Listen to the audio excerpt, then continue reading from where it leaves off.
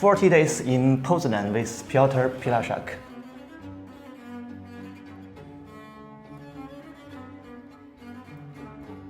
My name is Piotr Pielaszek and I'm a Polish luthier based in Poznan, in Poland. My name is Gino. I'm a Chinese luthier based in Melbourne, Australia.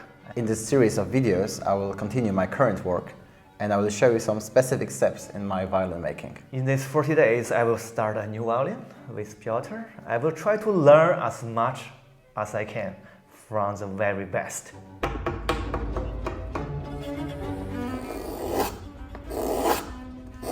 Thickness of the plate, one of the most critical measurement.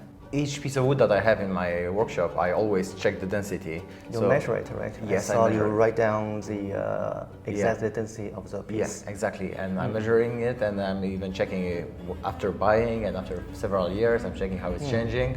And this can give me a rough idea about the strength of the wood, but of course as well during the making, during the preparation process of the piece, I'm trying to observe what's the structure of the wood.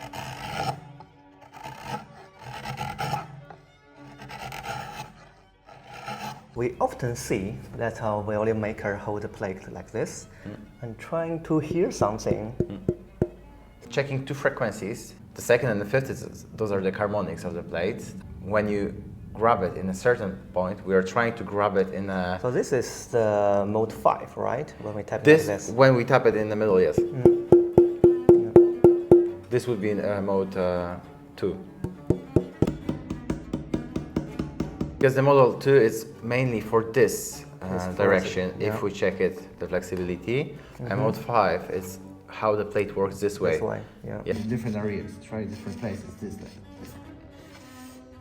To see all the time. Now it's still quite stiff, so I still have to remove more wood until it will really start war. And then, of course, I go this way with a tooth blade to go precisely in some places.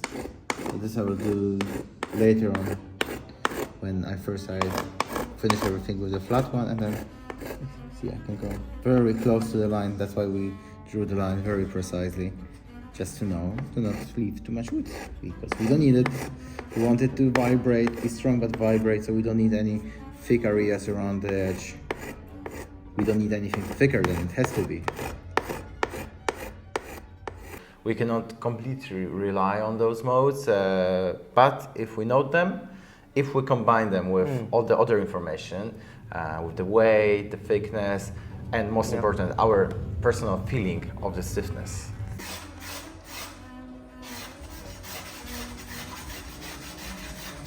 So let's say feeling actually equals experience, right? Yes. Yes, it's experience that I have, that how I feel, what I think about this, how the plate is working and bending, and I'm just checking modes to confirm my ideas. Then I can compare it with all my other instruments, because I always make a lot of notes. Yeah. Quite, the second one is quite heavy, quite high, the second mode. So I also see you check a lot with the weight. It's again just to give me some idea. It's many information that I'm trying to combine. I never try to reach any certain like particular so there's no special goal for a specific number? No. Well, I wouldn't be happy if it would be too heavy. It would give me some idea, especially that if I'm using all the time similar wood, because this is another thing. Like, I try to not experiment too much with like different you've seen my material. Yes, you've seen my stock.